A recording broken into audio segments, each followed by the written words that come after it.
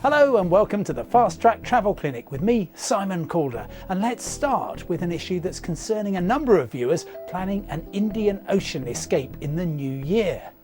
Joan Knight, who lives in Fethiye in Turkey, asks, We're booked to go to Sri Lanka in January.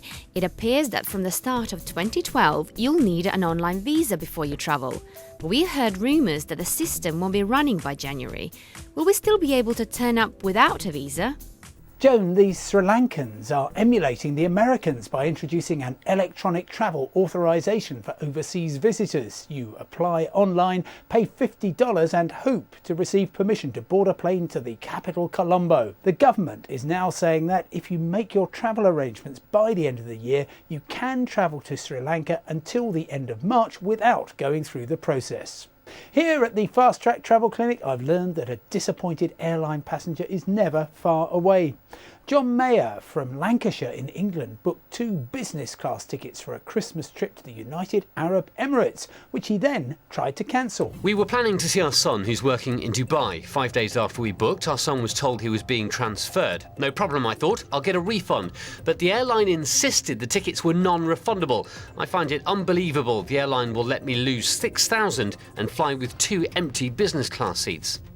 Airlines sell seats in business class to leisure passengers for fares around half the usual price, but in return for a cheap ticket you often, as in this case, surrender all rights to a refund. Now you could pay an extra $1,500 to change your flights to travel on another date, for example a short break sometime in 2012. But if you're unwilling to spend yet more money, at least tell the airline you won't be travelling. First, so you can claim your tax back worth $400 or more. Second, to allow another passenger to take your seat at this busy time of year.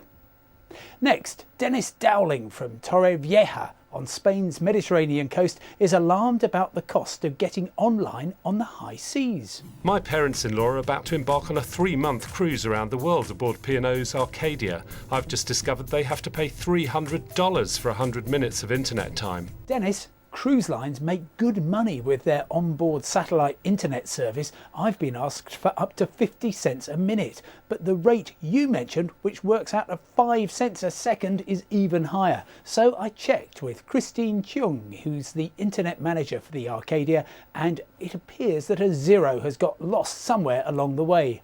Christine says, in fact, $300 buys 1,000 minutes of internet time, which works out at about 10 minutes a day for the 3-month world cruise. And a cheaper solution, just take a laptop and find a cafe with Wi-Fi at each port. Finally, John Pereira from Kent in southeast England plans the trip of a lifetime next year, a 3-month journey around South America, evidently in some style. I have agreed the itinerary and the cost of the trip, but the travel company has asked me to pay the total of $40,000 in full 10 months before departure. Should I pay this amount? No! For an ambitious itinerary like this, it's reasonable for the travel agent to ask for a deposit of around 10%, with the balance payable maybe 2 weeks before departure. You might also have to pay in full for flights if these are booked well ahead, but that would still amount to only a fraction of the total cost. If the travel firm won't let you pay in stages, find a different company. With a vacation of that value, they should be lining up to help you. That's all for now, but whatever your travel issue, just email me at fasttrack@bbc.com and I'll do my very best to find you an answer. From me, Simon Calder, bye for now and see you next time.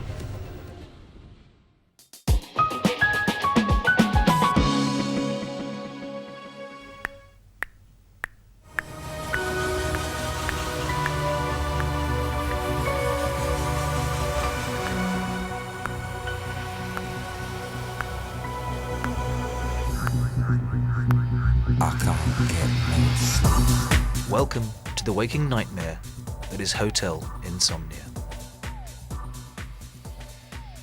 I get it, and according to credible research, 1 in 4 or 5 people at some point suffer from regular insomnia.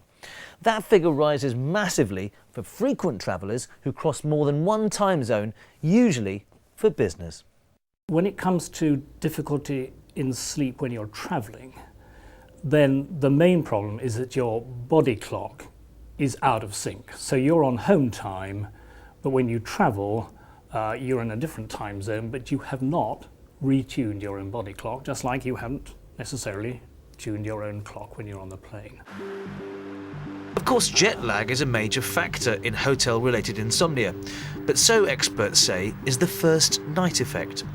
It's all becoming so overwhelming for the modern traveller that hotels like this one are actually offering sound sleep packages, a bespoke science-based service that looks at the causes of insomnia and then examines the body's ability to recover.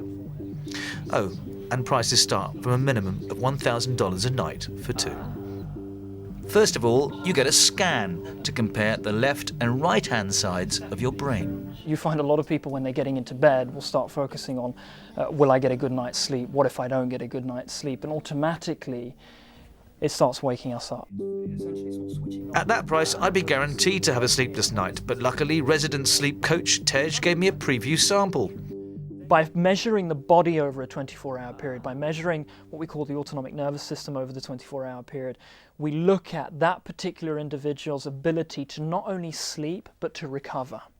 So if we find there's any imbalance, we can look at specifically what time that's happening, where that's happening, and what's causing that. Just relax your head. Just relax your head. By giving you this insight that your brain activity can be calmed down by your mind, the aim of the consultation is then to give you a routine and control over your capacity to sleep.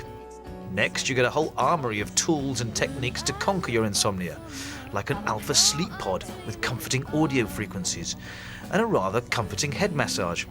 We carry into our sleep all the stress of the day, and the muscles of the neck are probably the worst affected, and it leads to a lot of discomfort in sleep. Beats counting sheep, I've got to say.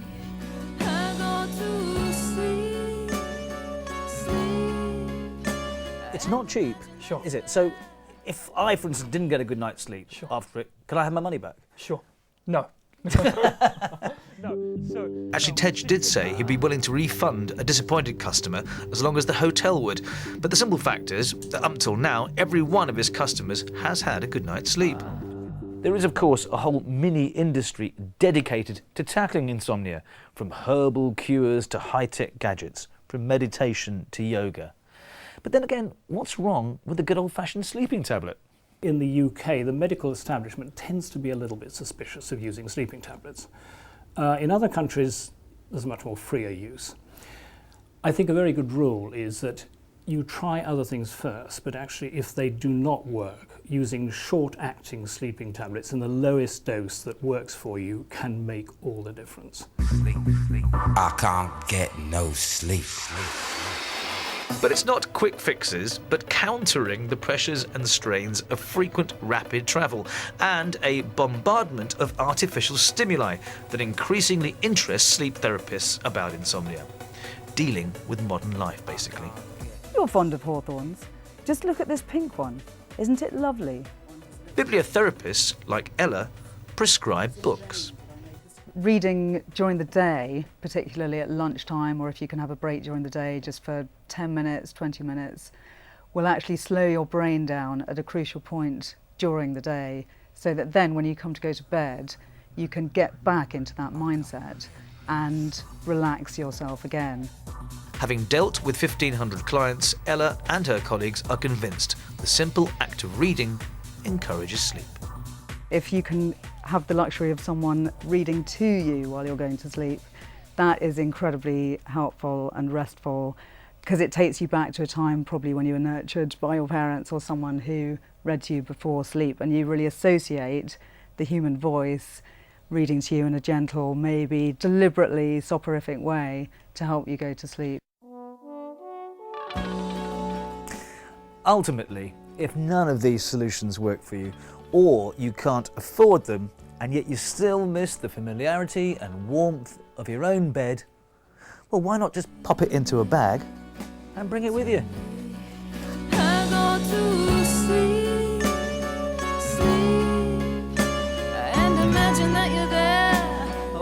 And just for that extra home-from-home touch, a cuddly friend.